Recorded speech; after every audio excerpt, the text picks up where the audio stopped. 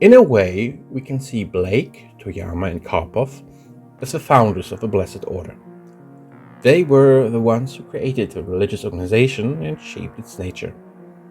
The following succession of leaders was far more occupied to keep ComStar going than to change its direction, at least for the most part. The first Primus of this middle era was Andrea Marteen. Unlike Karpov, she was rather liberal in her leanings and took a less aggressive approach. Indeed, her initial relation with the First Circuit was far better and not marred with conflict and accusations. However, there was still trouble brewing, and the beginning of her tenure would be unexpectedly difficult. While the population of Terra, overwhelmingly not part of ComStar, was quite thankful for the protection and the high standard of living under its rule, the lack of political representation turned into a source for frustration and anger. Radical and extremist groups formed that demanded a return to the old system of hegemony and independence from ComStar. It was Primus Marteen's misfortune that in 2875 these groups started to conduct a campaign of terrorism against the Order. Initially, she tried to weaken these radicals by depriving them of their support base. Her solution was a huge building and infrastructure plan that involved the construction of 12 Arcologies on Terra, massive public work projects, a renewed effort to rebuild Venus and Mars, excavations and reconstructions in the ruins of the old capital, Unity City, and a general rising of the living standard for everyone in the solar system. Her aim was to demonstrate for everyone that ComStar was committed to Terra and to destroy all doubts about both the intentions and capabilities of the Order. But sadly, she was only partially successful. While the radicals lost overall support, the remaining just became more aggressive.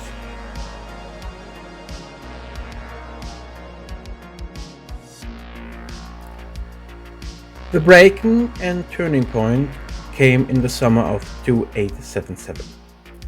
The presenter of New Earth, Gerald Commandi, was visiting Terra to hold a speech in London. However, he was not able to make this appointment. A simple traffic jam stopped him from leaving France. It also saved his life, because at the moment he was supposed to cross through the Eurotunnel, an explosion utterly destroyed the connection. Far more than 1,000 people, average citizens with no real connection to ComStar, were killed. And although the Order soon organized the rescue and relief efforts, there was only very little they could do. At the same time, multiple messages reached the media, identifying the perpetrators.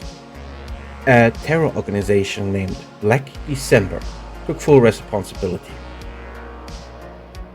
They cited the lies and trickery of the intended target, Presenter Commandi, as motivation for the action. According to them, he was nothing but a puppet and henchman for the Primus. The result of this act of mass murder was as expected.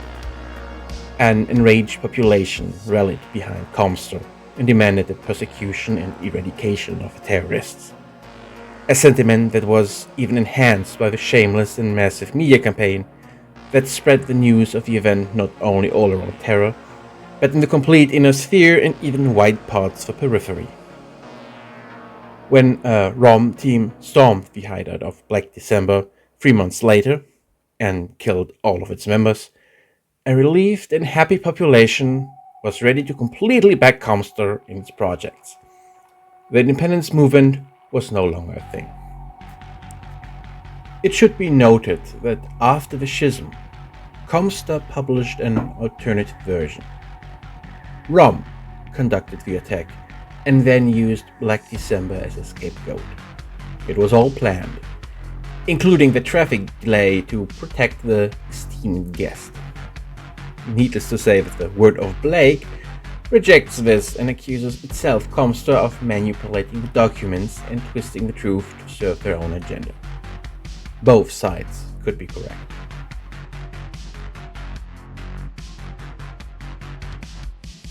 Sadly for the Primus, the situation turned even worse. The First Circuit was not happy about the economic consequences of her policies. The huge costs of her construction projects were a heavy burden on the coffers of ComStar, and to make matters worse, the economy started downturn in 2878. The opposition on the outside was gone, but the opposition inside the order against her grew with every month. Everything finally escalated in 2882, when Primus Marteen made the proposal to increase the transmission rates to bolster the sea-bill. The conservative elements in the First Circuit used this predicament to corner the Primus and force concessions from her. The most important, with far-reaching consequences, was the nominating of her own successor. Not surprisingly, it was one of these opponents, White Croston, the presenter calf. The proposed rate increase passed within a month. The following years were uneventful until January 2901. While visiting the capital of Calf, together with presenter Kirsten, Primus Marteen suffered a fatal accident. The two were riding in a hover limo when the vehicle veered from the road to avoid hitting some people crossing the road. The car rammed into a building, exploding only moments later and killing the Primus. Stunned but not hurt, presenter Krustin had managed to crawl free just prior to the explosion. Within a month, he was confirmed to be the next Primus of ComStar.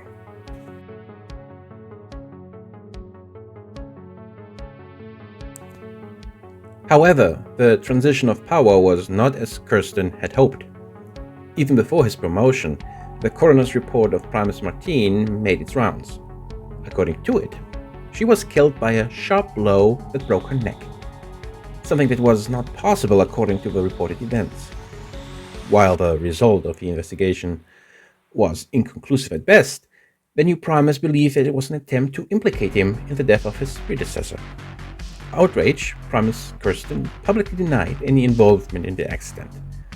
Then ordered that the two investigators responsible for the case were arrested, and later he had them executed by a firing squad. This is the right point to mention that Primus Kirsten was destined to become known under the telling title of Kirsten the Mad. Right from the beginning, he showed signs of extreme paranoia and bouts of violent behavior. He assumed that everyone was blaming him for Marteen's end and would be conspiring to replace himself. In fact, he accused all other members of the First Circuit of involvement in the incident and had them investigated by Rom. Paranoia itself is not a major problem for Primus. It might even be a benefit to some degree, but nepotism is another matter entirely. When the first vacancy on the First Circuit had to be filled, he crossed this line. A new presenter Bernard was to be appointed, and according to procedure, the Primus would present a candidate who would then be approved by the First Circuit. Until this date, no veto had ever been used. But Kirsten had the gall to nominate his first cousin, Dana Kirsten, who had been an acolyte for a mere 10 months. Of course, the other members immediately accused the Primus of abusing his position to promote his own family, and refused the affirmation. The conflict became so intense that rumors even left ComStar and reached the great houses. The behavior of the Primus and the suspicions regarding Primus Marteen's death even led to a public refusal of Elizabeth Marek and Joseph Davian II to attend her funeral. An unprecedented humiliation of Kirsten, which caused another round of investigations by Rom and the executions without trial of two young adepts declared to be responsible.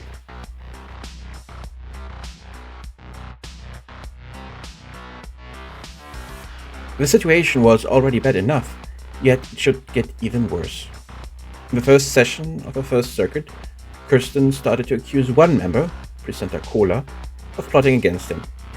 something he of course denied, proclaiming Cola a heretic and a traitor.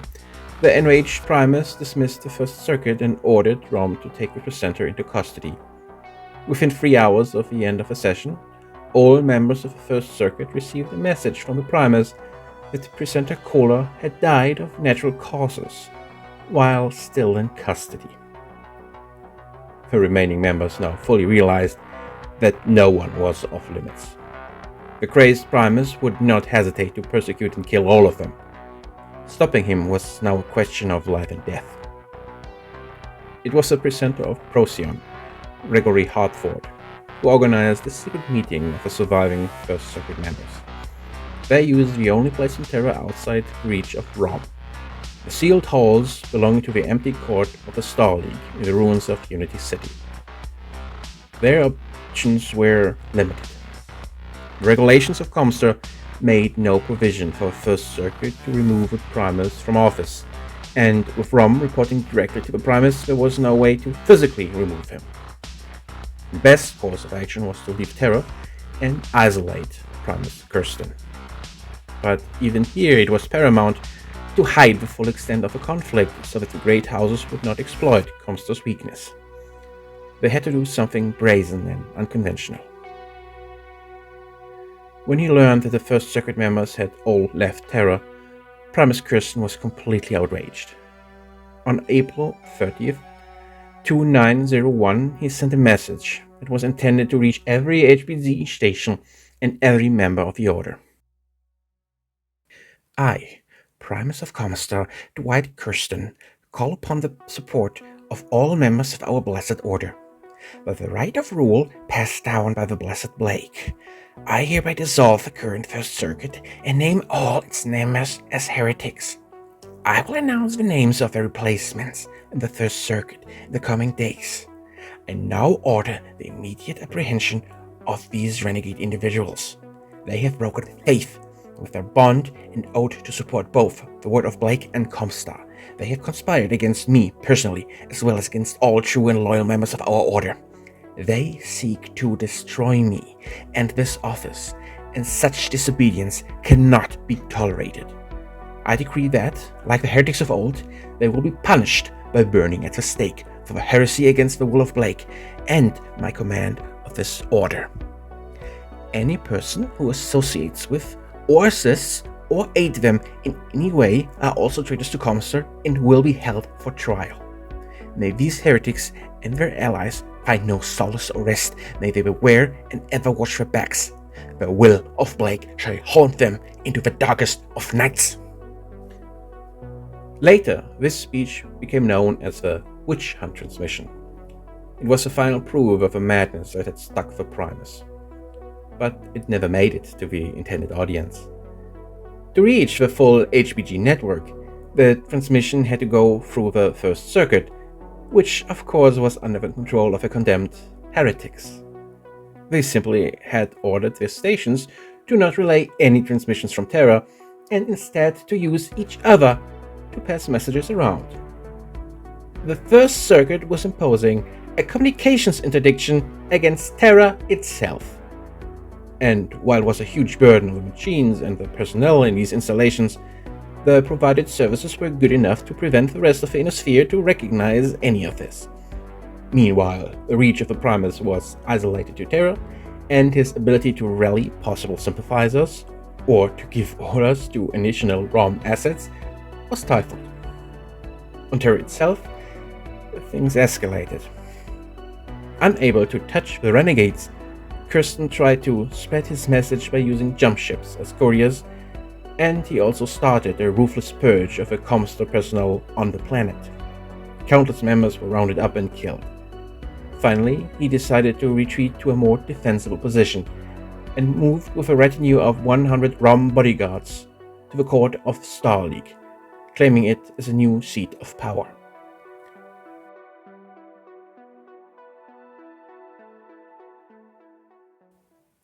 He even went so far to unseal the throne room and to take the First Lord's throne for himself. Seeing the leader in such a mental condition prompted several of his bodyguards to attempt desertion. He had their bodies drawn and quartered as a lesson to any others who might attempt to break faith with the Primus. Recordings made via the security system still operating in the court showed how insane Dwight Kirsten had become. He had the ashes of Conrad Toyama exhumed and set them before the throne, carrying on conversations with the former Primus. He also tried to raise a new army to defend Terra and hired 3 regiments of mercenaries as first troops, offering them triple pay. Finally, loyalists in Rome managed to carry the Primus message to several worlds of the Inner Sphere, but even this organization was split. In the end, neither the Primus nor the First Circuit had enough support within Rome to give either side a decisive edge. Many agents simply laid low in the year-long crisis, trying to not take any side. Both groups were so permeated by double agents that any serious attempt at waging an intelligence war was all but impossible. Seeing that he was isolated and separated from any possible outside support, Primus Kirsten decided to take even more drastic actions. In the fall of 2901, he started Operation Winged Crusader. Old-style equipment was given to the mercenary forces under his command. These troops would assault the First Circuit's HPGs, retake them, and give him direct control over them. If successful, this would not only crush any opposition against the Primus, but also reveal both the power and the internal problems of ComStar to the Great Houses. Something that must not happen. The Renegades had to use their ace in the hole. On January 3rd, 2902, an assassin shot Dwight Kirsten through the head with a laser at point-blank range, while the Primus was sitting on the massive throne of the First Lord. All security systems were shut off at the time, and the assassin escaped the scene without detection. The only tangible clue was a copy of the Word of Blake left lying on the marble floor of the throne room. Until today, the who and the how remain a mystery. The First Circuit declared the crisis to have ended and called for a summit on Terra. Here, they simply dictated the demands to a defeated loyalist. Gregory Hartford was named the next Primus. He immediately ordered an extensive cover-up of the events. The court was resealed, and Kirsten officially just resigned. The entire civil war never occurred.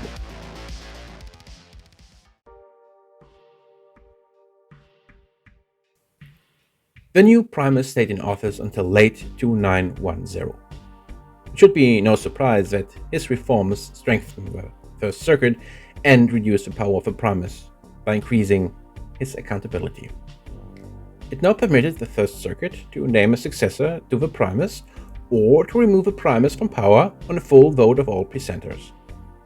The measures also called for at least 3 members of the First Circuit to be informed in writing of all major ROM operations. In December of 2910, Kari Marie Marshall, presenter of Procyon, succeeded Gregory Hartford as Primus. Her biggest project was born out of an interest in the Periphery. In 2920, she visited several of the states in this distant region and, by all accounts, was shocked by the poverty and desolation she encountered. To help the people, she ordered an extension of the HPG network. Well intended and a blessing for many, some planets rejected this influx of technology and activity.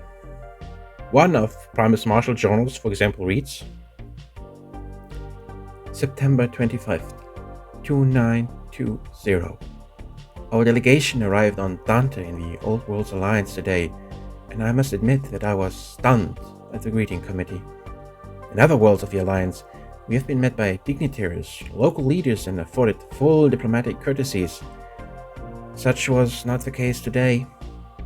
The locals apparently have initiated a ban on technology and have reverted to a more primitive means of survival. The greeting committee consisted of several dozen local peasants who showered our dropship with spoiled fruits and egg. From my viewing port, I actually witnessed a gesture known as mooning crude in nature and intent. Many of these people were obvious refugees from the Combine, who cursed us as we watched from our viewing ports. As I reread the words of a blessed Blake in the afternoon, I remembered the mockery and draw great strength from his wisdom. These are the very people that Blake sent us to serve, those who turned their backs on truth purely because of ignorance. Blake wrote of a new dark age overtaking mankind, and now, for the first time, I witnessed the embodiment of those words.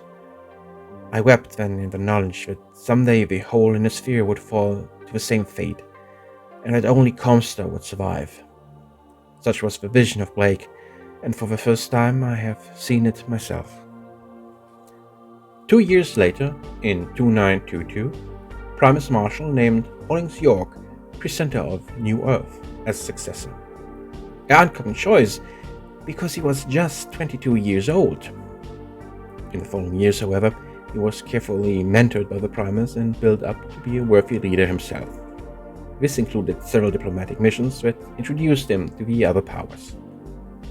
After years of falling health and illness, Primus Cory Marshall died of a stroke on November 2930. As intended, the then 29-year-old Hollings York was appointed as the next Primus. He was the youngest ever to hold the office.